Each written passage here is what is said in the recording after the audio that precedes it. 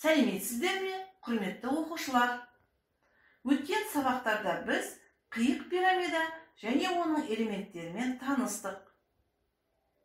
Бүгін біз қиық пирамида тақырыбын жалғастырамыз. Сабақтың мақсаты қиық пирамиданың бүйір және толық бетінің аудандарын табуға есептер шығару. Өткен тақырыпты еске түсірейік. Өзіңді тексер. Қиық пирамида дегеніміз не? Қиық пирамида деп табаны мен оған параллель жазықтықтың арасындағы пирамиданың бөлігін айтады. Қандай қиық пирамида дұрыс деп аталады? Дұрыс пирамиданы табанына параллель жазықтықпен қиғанда пайда болған қиық пирамида дұрыс қиық пирамида деп аталады. Қиық пирамиданың биіктігі дегеніміз не? Бір табанының кез келген нүктесінен екінші табан жазықтығына түсірілген қиық пирамиданың биіктігі деп аталады. Қиық пирамиданың бүйір жақтары қандай фигуралар? Қиық пирамиданың бүйір жақтары теңберлі трапециялар. Қиық пирамиданың бүйір қабырғалары қандай қасиеттерге ие? Дұрыс қиық пирамиданың бүйір қабырғаларының ұзындығы бірдей және табан жазықтығына бірдей бұрышпен көлбеген. Қиық пирамиданың екі табаны қандай қасиеттерге ие? Табандары ұқсас көпбұрыштар. Дұрыс қиық пирамиданың апофемасы дегеніміз не? Бүйір жағының биіктігі дұрыс қиық пирамиданың апофемасы деп аталады. Қиық пирамиданың толық бетінің ауданы дегеніміз не? Қиық пирамиданың толық бетінің ауданы оның бүйір бетінің ауданы мен табандарының S1 және S2 аудандары арқылы былай өрнектеледі. S толық беті тең S бүйір беті қосылған S1 қосылған S2 табанның аудандары. Мұндағы STB толық бетінің ауданы, SBB бүйір бетінің ауданы, S1 S2 табандарының ауданы. Қиық пирамиданың бүйір бетінің ауданын қалай табуға болады? Барлық бүйір жақтарының аудандарының қосындысы бүйір бетінің ауданы деп аталады.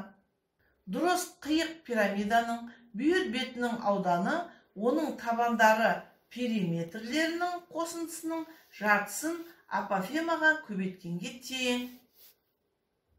P1 және P2 табандарының периметрлері. L апофема. Дұрыс төрт бұрышты қиық пирамиданың бүйір және толық бетінің аудандарын табуға есептер қарастырайық. Бірінші тапсырма.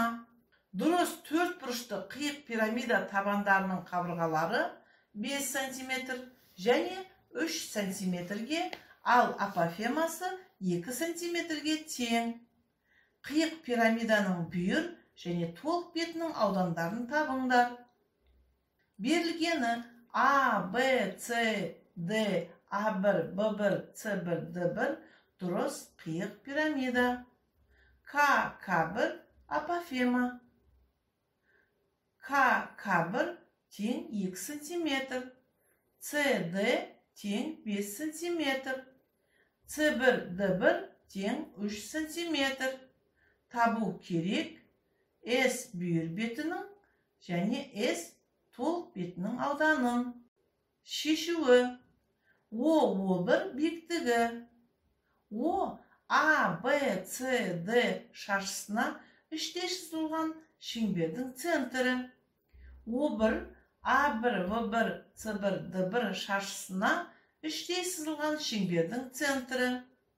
Қиық пирамиданың табандары шаршы. A, B, C, D, A1, B1, C1, D1 шаршы болғандықтан AB тең BC тең CD тең AD. Және A1, B1 тең B1, C1 тең C1, D1 тең A1, D1. Яғни барлық қабырғалары тең. Қиық пирамиданың толық бетінің ауданын табу үшін келесі формуланы пайдаланамыз. S толық беті тең S1 қосылған S2 қосылған S бүйір бетінің ауданы. Табандарының аудандарын есептейік.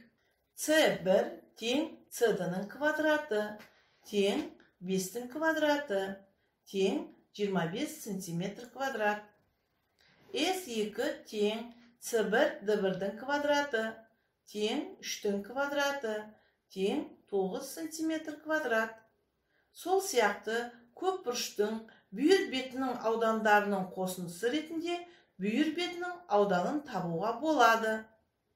Қиық пирамиданың бүйір беті тең бүйірлі трапеция болғандықтан бізге бір D, D1, C1, C бетінің ауданын табу жеткілікті. Ол үшін трапецияның ауданын табу формуласын пайдаланамыз. S, D, D1, C1, C тең CD, C1, D1-дің қосындысы бөлінген 2, көбейтілген K, K1. C, D, D1, C1, C тең 5 пен 3-тің қосындысы бөлінген 2, көбейтілген 2 тең 8 квадрат сантиметр. Бүйір беті 4 болғандықтан бүйір бетінің ауданы тең болады. S бүйір беті тең 4 көбейтілген S, D, D1, C1, C тең 4 көбейтілген 8 тең 32 квадрат сантиметр. S толық беті тең 25 қосылған 9 қосу 32 тең 66 квадрат сантиметр. Жауабы: S бүйір беті тең 32 сантиметр квадрат. S толық беті тең 66 квадрат сантиметр. Бағалау критерийлері. Қиық пирамиданың бүйір және толық бетінің аудандарын табады. Дескрипторлар табандарының ауданын табады. Трапецияның ауданын есептейді. Бүйір бетінің ауданын табады. Толық бетінің ауданын табады. Келесі тапсырманы қарастырайық. Екінші тапсырма. A, B, C, A1, B1, C1 дұрыс қиық пирамида. AC тең 4 см. A1 тең түбір астында 5 см. A1, B1 тең 2 см. Қиық пирамиданың бүйір бетінің ауданын табыңдар. Берілгені A, B, C, A1, B1, C1 дұрыс қиық пирамида. AC тең 4 см. A1 тең түбір астында 5 см. A1, B1 тең 2 см. Табу керек S бүйір бетінің ауданын. Есепті шешудің екі тәсілін қарастырайық. Шешуі. Бірінші тәсіл. Бүйір қабырғасының табанына проекциясы АК тең 4-тен 2-ның азайтындысы бөлінген 2 тең 1 сантиметрге. А1К тікбұрышты үшбұрыштан А1К табамыз. А1К тең H трапецияның биіктігі. Пифагор теоремасы бойынша А1К-ның квадраты тең H-тың квадратына тең түбір астында 5-тің квадраты азайтылған 1-дің квадраты тең 4-ге. H тең 2 сантиметр. Трапецияның ауданын есептейміз. A1, C1, C тең 4 пен 2-ның қосындысы бөлінген 2, көбейтілген 2 тең 6 сантиметр квадратқа. Бүйір беттер 3 болғандықтан, бүйір бетінің ауданы тең болады. S бүйір беті тең 3 көбейтілген S A1, A, C1, C тең 3 көбейтілген 6 тең 18 шаршы сантиметр. Жауабы C бүйір беті тең 18 сантиметр квадрат. Шешуі. Екінші тәсіл. Бүйір қабырғасының табанына проекциясы АК. А1К тікбұрышты үшбұрыштан А1К табамыз. А1К тең H трапецияның биіктігі. Пифагор теоремасы бойынша А1К-ның квадраты тең H-тың квадраты тең түбір астында 5-тің квадраты азайтылған 1-дің квадраты тең 4-ге. H тең 2 сантиметрге. Бүйір бетінің биіктігі трапецияның қиық пирамиданың апофемасы болып табылады. Сондықтан L тең 2 сантиметрге. Табандарының периметрін есептейік. P1 тең 4 көбейтілген 3 тең 12 квадрат сантиметр. P2 тең 2 көбейтілген 3 тең 6 квадрат сантиметр. S бүйір беті тең 2-ден 1 көбейтілген P1 мен P2-ның қосындысы көбейтілген L формуласын пайдаланайық. Сонда S бүйір беті тең 18 квадрат сантиметрге. Жауабы S бүйір беті тең 18 квадрат сантиметр. Бағалау критерийлері. Қиық пирамиданың бүйір бетінің ауданын табады. Дескрипторлар.